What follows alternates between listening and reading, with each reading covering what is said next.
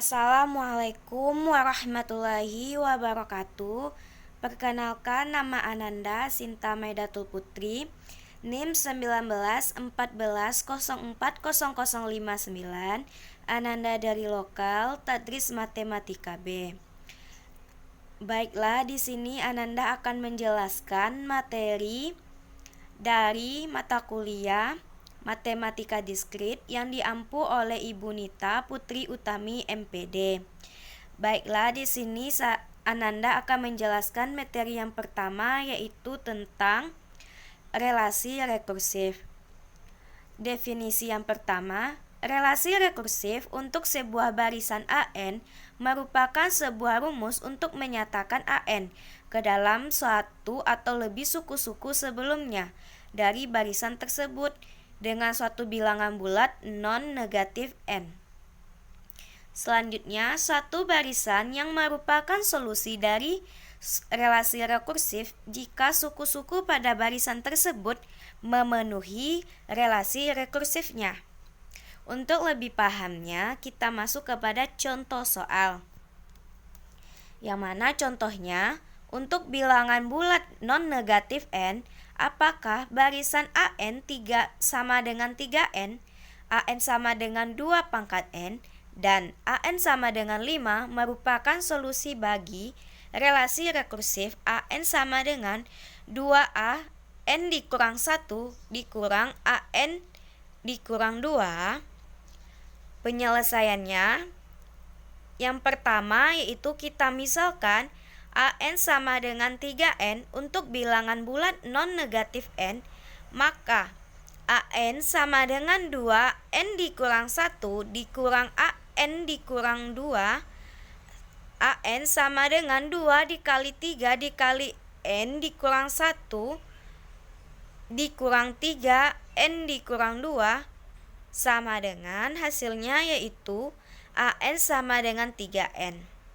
Maka AN sama dengan 3n ini merupakan solusi bagi relasi rekursif AN 2A n dikurang 1 dikurang A n dikurang 2. Yang kedua, kita misalkan AN sama dengan 2 pangkat n untuk bilangan bulat non-negatif n, maka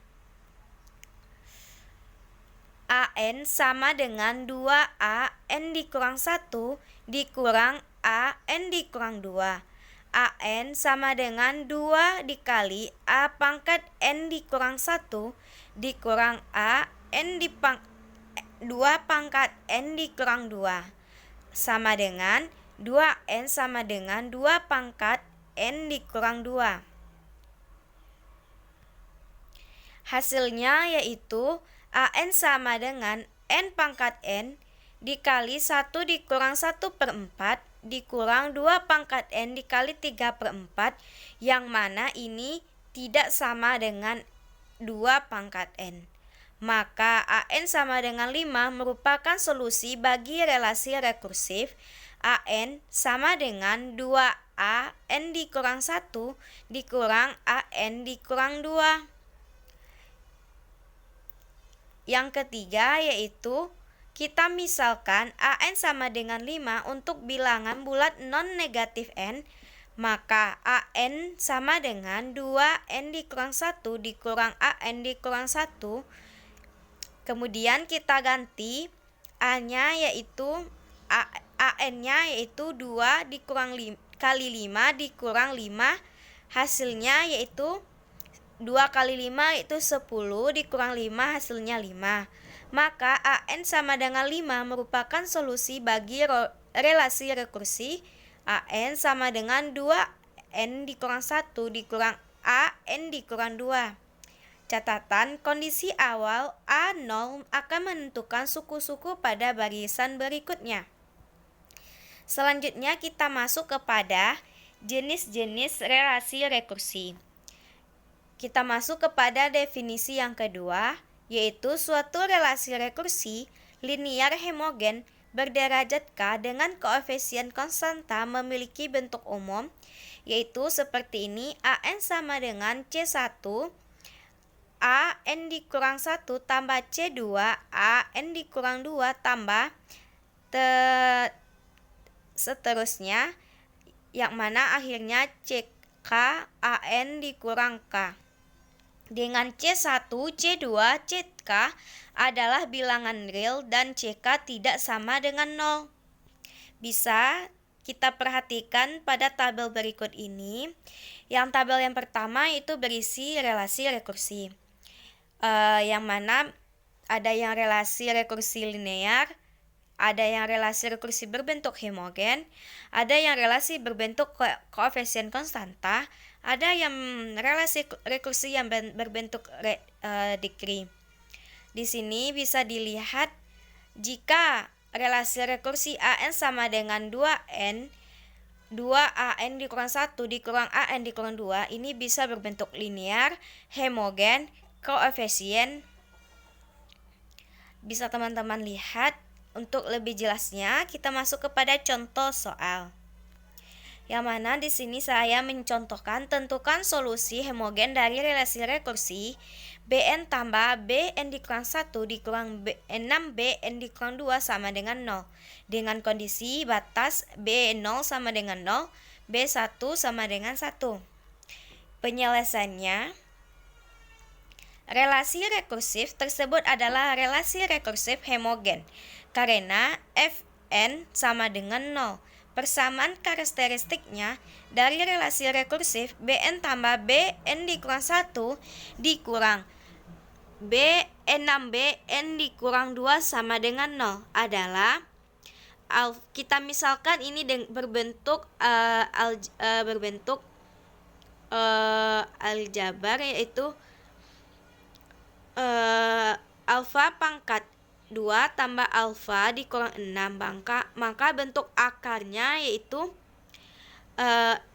alfa tambah 3 dan alfa dikurang 2, hingga diperoleh akar-akar karakteristiknya alfa 1 sama dengan 3 dan alfa 2 sama dengan 2. Oleh karena itu, akar-akar karakteristiknya membedakan, maka solusi homogennya berbentuk Bn pangkat H sama dengan A1 alfa 1 pangkat N tambah A2 alfa 2 pangkat N, yaitu kita ganti dengan yang tadi, akar-akar tadi, sehingga dengan begitu kondisi batas B sama dengan 0 dan B sama dengan 1 maka menghasilkan B0 pangkat H sama dengan A min 3 pangkat 0 ditambah A2 2 pangkat 0, hasilnya yaitu A1 tambah A2. Kemudian B1 pangkat H sama dengan, kita ganti lagi, yaitu hasilnya min 3A tambah 2A A2.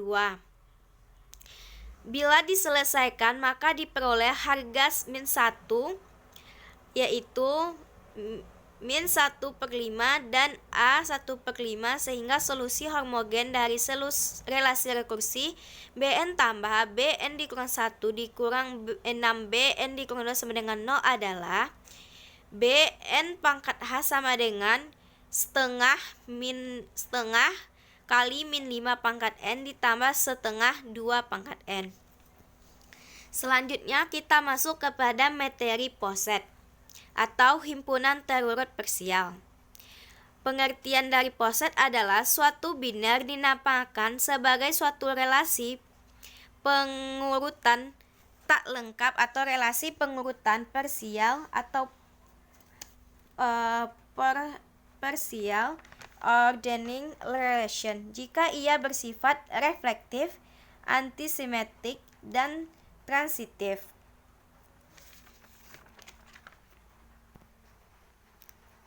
Untuk lebih jelasnya, di sini kita masuk kepada contoh soal, di mana kecil dari N atau kecil sama atau besar adalah sebuah poset karena kecil sama menyatakan relasi lebih kecil dari awal dari atau sama dengan merupakan suatu urutan parsial pada N atau bilangan asli. Bisa kita buktikan karena A sama dengan A merupakan A kecil sama dari A, atau ini merupakan sifat refleksi. Kemudian jika A kecil sama B dari B kecil sama A, maka hal ini hanya akan dipenuhi jika A sama dengan B. Ini merupakan sifat dari antisimetri. Selanjutnya, jika A kecil sama B dan B kecil sama C, maka pasti A kecil sama C ini bersifat transitif. Maka terbukti bahwa relasi kecil sama adalah urutan parsial pada N. Selanjutnya, kita masuk kepada diagram Hans. Pada diagram Hans, suatu hasil biner dari himpunan A ke B, himpunan B dapat disajikan dalam bentuk grafik dan tabel. Contohnya, misalkan B sama dengan 2, 3, 4, 6, 8, 12, 24 himpunan terurut oleh pembagian, maka diagram Hans-nya adalah, di sini bisa teman-teman lihat bentuk diagram Hans-nya, yaitu di sini paling atas kita bikin 24, kemudian 8, 12, 4, 6, 2, dan 3. Yang mana dari diagram di atas ini kita peroleh yang mana 2 dan 3 adalah elemen minimal dari B. Karena tidak ada elemen B yang membagi 2 dan 3. Kemudian B tidak memiliki elemen terkecil karena tidak ada elemen yang dapat dibagi elemen tiap di B. Kemudian 24 adalah elemen maksimal dan elemen terbesar dari B. Nah, makanya 24 itu dijadikan yang diletakkan paling di atas. Selanjutnya kita masuk kepada materi aljabar Boolean, yang merupakan aljabar yang berhubungan dengan variabel-variabel biner dan operasi-operasi logik, dan aljabar Boolean yang mempunyai dua fungsi berbeda yang saling berhubungan. Di sini bisa kita lihat teorema Boolean. Bisa kita lihat yang pertama itu hukum komutatif, yang mana A tambah B sama dengan B tambah A. Kemudian A kali B sama dengan B kali A. Kemudian hukum asosiatif. Hukum asosiatif ini bisa kita lihat yaitu A tambah B ditambah C sama dengan A tambah di dalam kurungnya B tambah C. Atau dalam kurung A kali B kali C sama dengan A kali dalam kurung B tambah C. Selanjutnya itu hukum negasi. Hukum negasi ini seperti ini. A negasi sama dengan A negasi. Kemudian A negasi lagi, maka hasilnya A. Kemudian hukum distributif. Bisa dilihat A dikali B tambah C sama dengan AB tambah AC.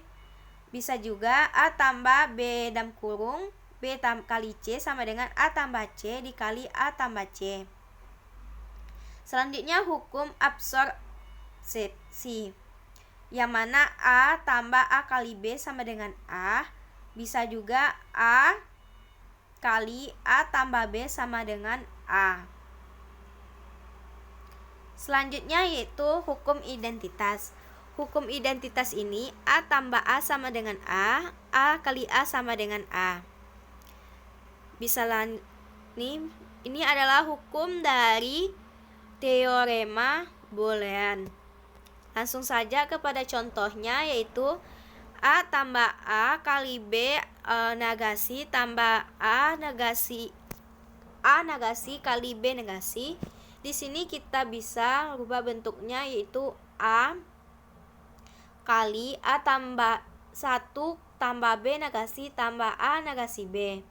Kemudian A kali 1 tambah A negasi kali B. Kemudian A kali 1 yaitu A tambah A negasi, yaitu hasilnya A. kemudian hasilnya itu A tambah B. Selanjutnya kita masuk kepada hukum aljabar boolean. Hukum aljabar boolean ini yang bersama yang di atas tadi. Bisa diperhatikan hukum aljabar boolean ini.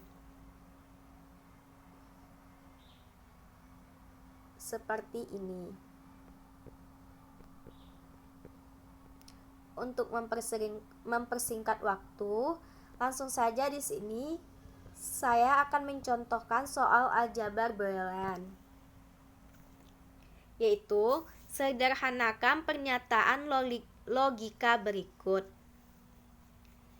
yaitu Y sama dengan, seperti ini soalnya, kemudian kita selesaikan dengan sifat atau hukum dari teorema boolean tadi.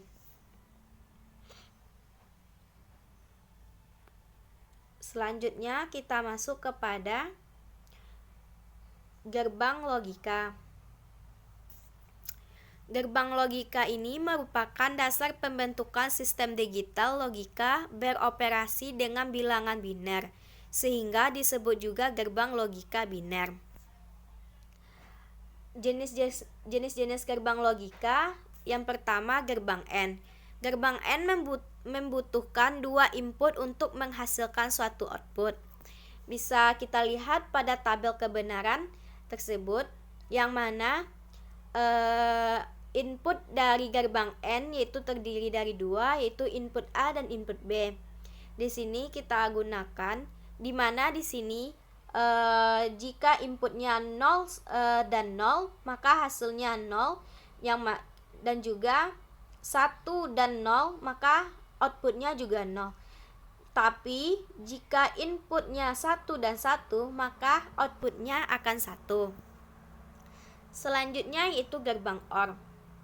Gerbang OR ini jika dilihat pada tabel kebenaran, jika inputnya 0 dan 0, maka outputnya 0. Tapi jika 0 dan 1, outputnya 1, dan inputnya 1 dan 1, maka outputnya 1. Selanjutnya kita masuk kepada gerbang NOT. Gerbang NOT hanya mempunyai 1 input dari 1 output,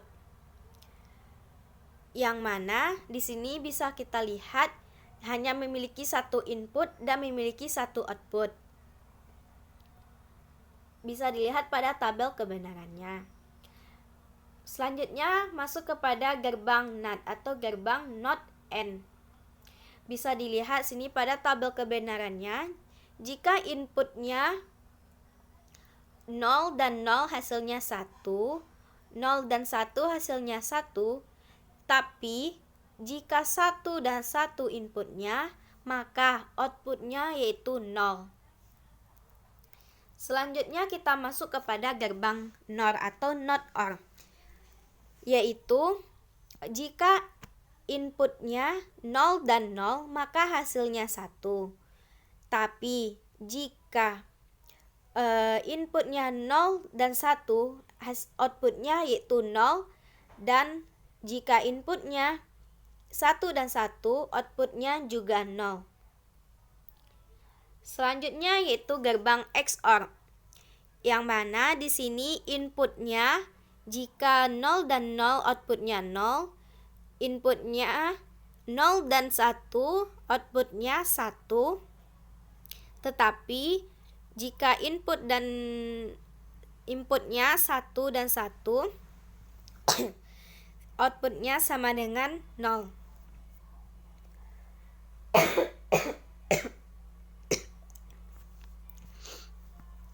Selanjutnya yaitu gerbang XNOR. Gerbang XNOR juga memiliki konfigurasi 2 input dan 1 output.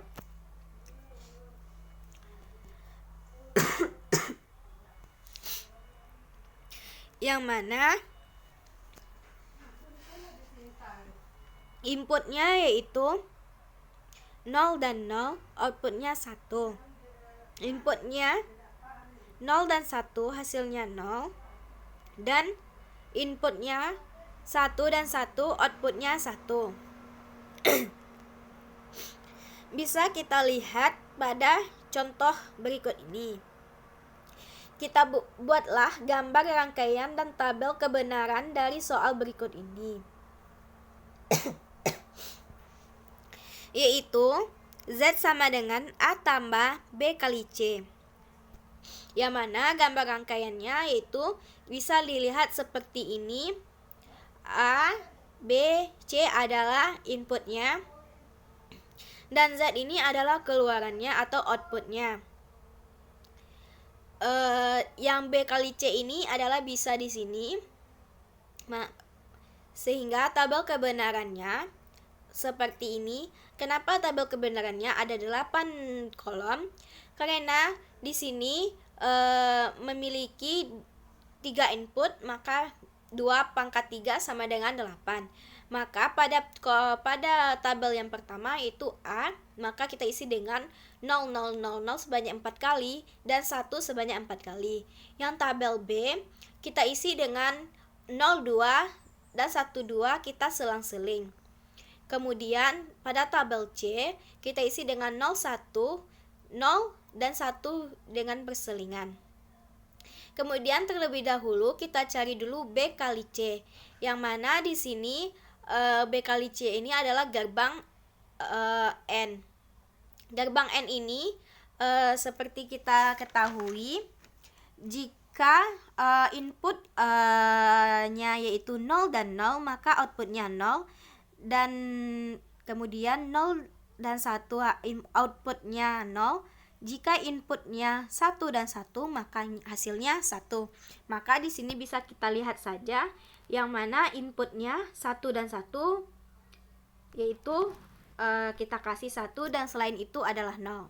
Selanjutnya kita masuk kepada A tambah B kali C.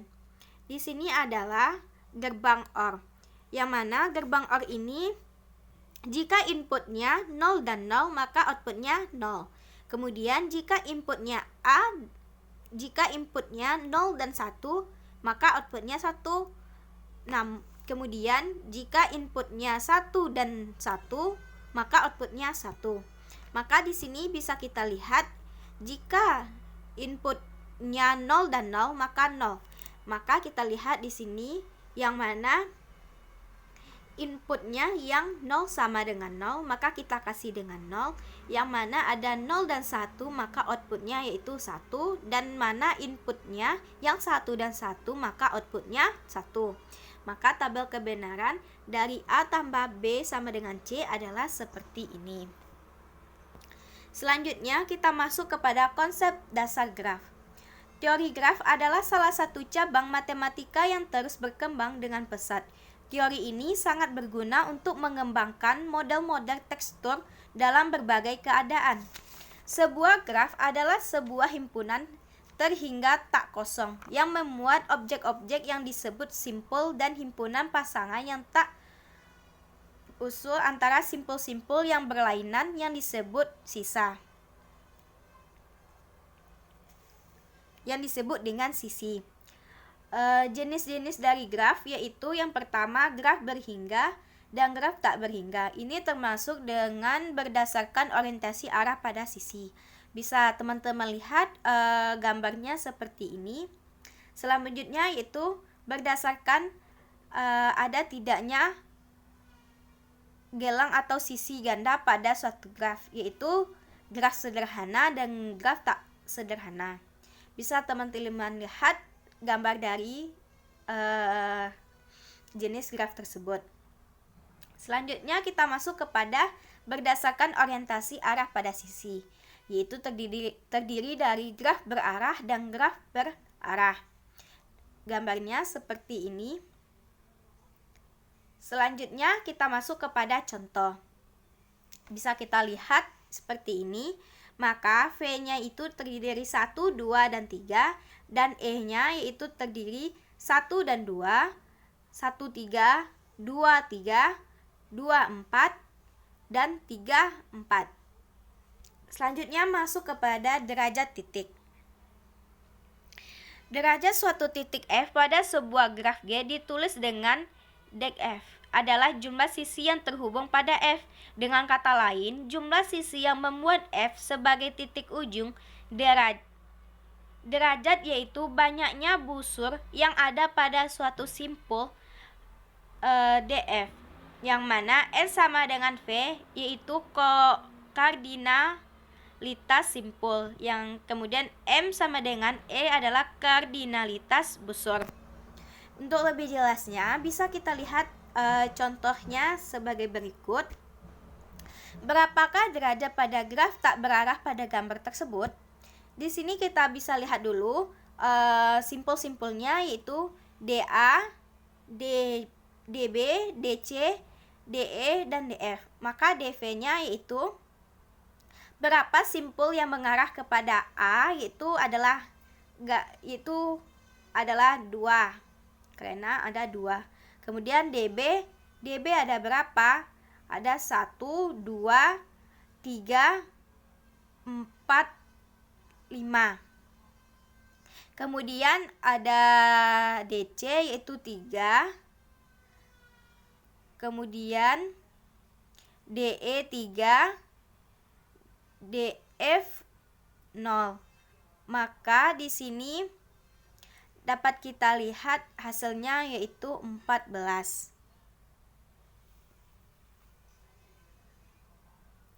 Selanjutnya yaitu kita masuk kepada penyajian dengan matriks.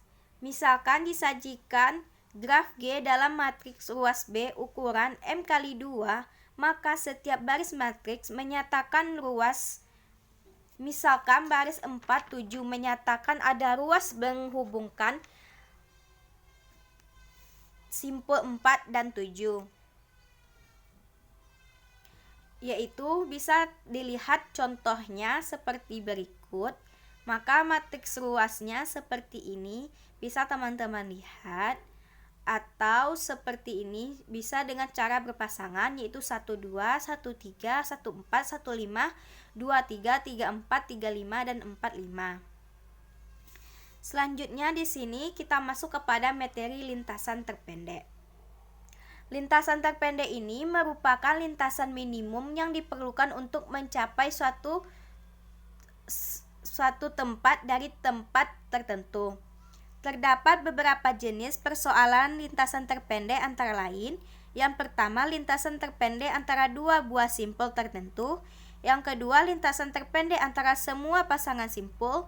Yang ketiga, lintasan terpendek dari simpul tertentu ke simpul yang lain. Yang keempat, itu lintasan terpendek antara dua buah simpul yang melalui beberapa simpul tertentu. Selanjutnya yaitu yang mana lintasan terpendek dapat diselesaikan dengan algoritma Dijkstra dan algoritma hapus. Di sini saya akan menjelaskan hanya algoritma Dijkstra. Adalah sebuah prosedur. Ini adalah sebuah prosedur iteratif yang mencari lintasan terpendek antara A dan 2 dalam graf dengan pembobot. Selanjutnya itu prosesnya dengan cara mencari panjang lintasan terpendek dari sebuah simpul pendahulu dan menambahkan simpul-simpul tersebut ke simpul seterusnya atau simpul S. Selanjutnya yaitu algoritma berhenti setelah mencapai simpul Z. Bisa teman-teman lihat pada contoh tersebut. Nah, untuk kita bisa mencapai simpul A untuk mencapai dari A ke simpul Z, maka kita langkah yang pertama yaitu kita mulai dari simpul A yang sebagai simpul awal. Kemudian tentukan jalur dengan bobot yang terpendek yang menghubungkan A dengan simpul yang lain. Maka di sini bisa kita lihat jika kita melalui simpul B, di sini kita melihat bobotnya yaitu 4. Sedangkan A dan C ke simpul C itu adalah 2. Di sini kita lihat bobotnya yang paling terkecil yaitu adalah simpul yang menuju ke C. Maka kita pilih yaitu A ke C. Selanjutnya kita masuk kepada langkah yang kedua. Dari simpul C ini kita mulai yaitu kita cari lagi bobot yang terpendek yang menghubungkan C dengan simpul lainnya. Kemudian kita lihat di sini yang menghubungkan yang ada yang ke B, ada yang ke D, ada yang ke C. Maka di sini kita lihat bobot yang terpendek adalah yang menuju yang ke B, yaitu 1. Kemudian yang langkah ketiga, kita lingkari simpul yang B, kemudian tentukan jalur dengan bobot terpendek yang menghubungkan B dengan simpul yang lainnya. Maka kini kita lihat dulu mana yang simpul yang menghubungkan yang ke B. Kemudian jika jalurnya lebih dari 1, pilihlah salah satu. Namun jika itu 1, maka otomatis itu adalah 1. Seperti yang di sini, kita langsung pilih simpul yang ke E, yang ke D. Langkah yang selanjutnya yaitu kita lingkari simpul yang D ini. Kemudian kita tentukan lagi bobot yang menghubungkan D dengan simpul yang lainnya. Maka di sini ada yang simpulnya kecil lagi, ada yang ke E, ada yang ke Z. Maka di sini kita lihat dulu mana yang bobotnya yang lebih terpendek atau yang lebih kecil. Maka di sini adalah yang menghubungkan kepada simbol yang E, karena bobotnya adalah 2. Langkah yang kelima yaitu lingkari simbol yang E yang kita pilih tadi. Kemudian tentukan jalur yang terpendek lagi, yaitu kemana jalur yang terpendek. Jika jalurnya itu lebih dari 1, maka kita pilih bobotnya. Namun jika jalurnya itu adalah 1, maka itu adalah yang terakhir. Maka kita pilih, maka langsung E menuju ke Z. Maka di sini bisa kita lihat yaitu lintasan terpendek A ke Z adalah itu A, B, D, E, dan Z dengan bobot 2 ditambah 1 ditambah 5 ditambah 3 ditambah 3 sama dengan 13. Selanjutnya kita masuk kepada pohon dan pohon rentang. Yang pertama di sini saya akan menjelaskan tentang pohon. Pohon adalah graf tak berarah terhubung yang tidak mengandung sirkuit. Sifat-sifat pohon, misalkan G sama dengan FE adalah graf tak berarah, sederhana dan jumlah simpulnya N, maka semua pernyataan di bawah ini adalah ekivalen. Pertama, E adalah pohon. 2. Setiap pasang simpul di dalam G terhubung dengan lintas tunggal. Yang ketiga, G terhubung dari memiliki M sama dengan N dikurang 1 buah sisi. Yang keempat, G tidak mengandung sirkuit dan menambah satu sisi pada graf akan membuat hanya satu sirkuit. Yang kelima, G tidak mengandung sirkuit dan memiliki M sama dengan N dikurang 1 buah sisi.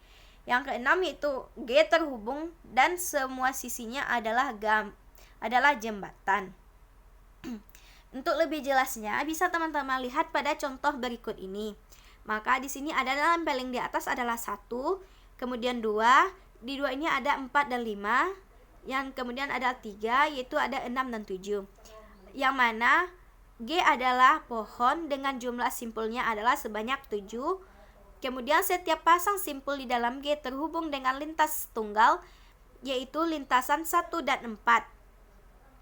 Adalah 1, 2, dan 4.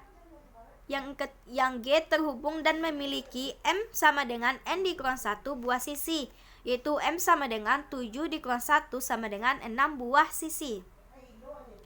Selanjutnya yaitu G tidak mengandung sirkuit dan memerlukan M sama dengan N dikurang 1 buah sisi.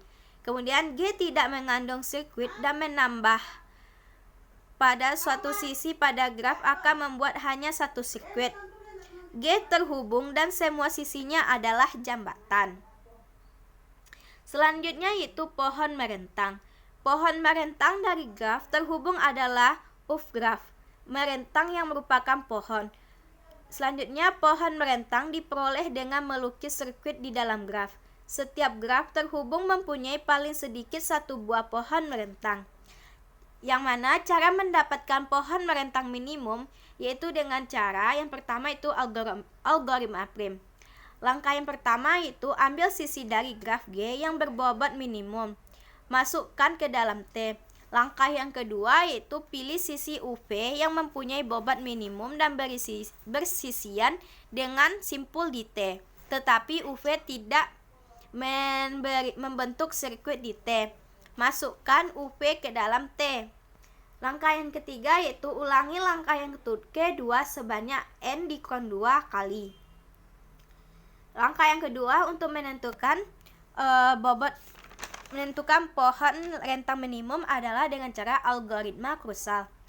Yang mana sisi dari graf sudah diurut menaik berdasarkan bobot dari bobot kecil ke bobot besar. Langkah-langkahnya yaitu langkah pertama T yang masih kosong. Langkah 2 pilih sisi UV dengan bobot minimum yang tidak membentuk sirkuit di T. Tambahkan UV dalam T. Langkah yang ketiga yaitu ulangi langkah 2 sebanyak N dikurang 1 kali. Contohnya yaitu tentukan dan gambarkan pohon merentang minimum pada graf di bawah ini dengan cara algoritma prim dan algoritma Kruskal. Nah, bisa teman-teman lihat bentuk darinya seperti ini. Maka caranya yaitu yang algoritma primnya yaitu langkah yang pertama yaitu bisa kita lihat yang menghubungkan sisi 1 ke sisi 2 yaitu dengan bobot 10. Maka pohon merentangnya adalah 10. Langkah yang kedua yaitu 2 dan 6. 2 dan 6 yaitu dengan bobot 25. Maka pohon merentangnya sudah mulai membentuk. Kemudian langkah yang ketiga itu 3 dan 6 itu dengan bobot 15. Selanjutnya yaitu langkah ketiga 3 dan 6. 3 dan 6 ini memiliki bobot sebanyak 15. Selanjutnya langkah keempat 4 dan 6. 4 dan 6 ini bobotnya yaitu sebanyak 20. Selanjutnya yaitu langkah kelima 3, 5 yaitu dengan bobot 35. Nah, maka pohon merentang minimum yang dihasilkan yaitu dengan bobot 10 tambah 25 tambah 15 tambah 20 tambah 35 sama dengan 105.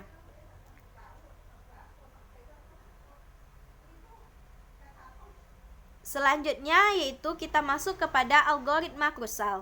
Yang mana pertama kita buat terlebih dahulu tabelnya seperti ini yaitu sisi-sisi graf yang diurut menaik berdasarkan bobotnya. Yaitu sisi yang pertama itu 12, 36, 46, 26, 14, 35, 25, 15, 23, 56.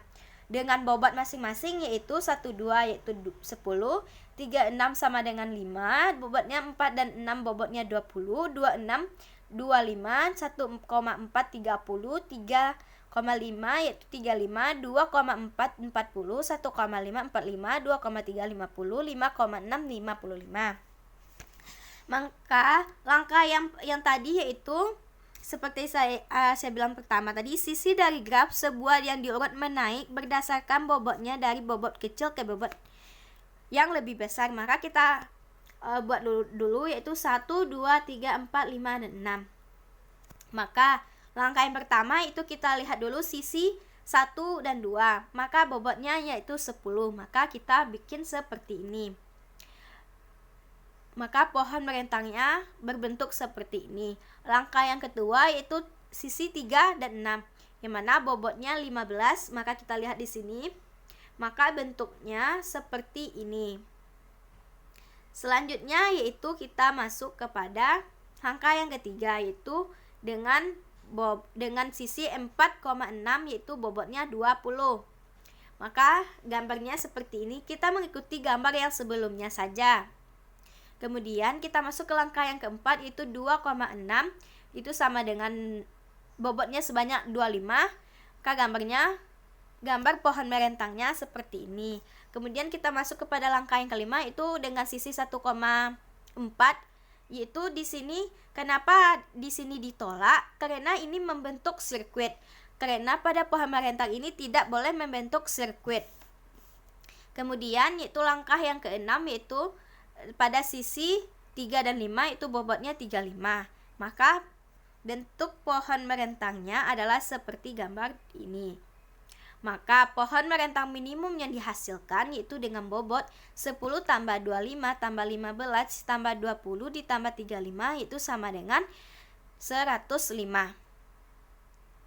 Maka terima kasih. Mohon maaf atas segala kekurangan. Hanya itu yang dapat Ananda sampaikan. Terima kasih. Wassalamualaikum warahmatullahi wabarakatuh.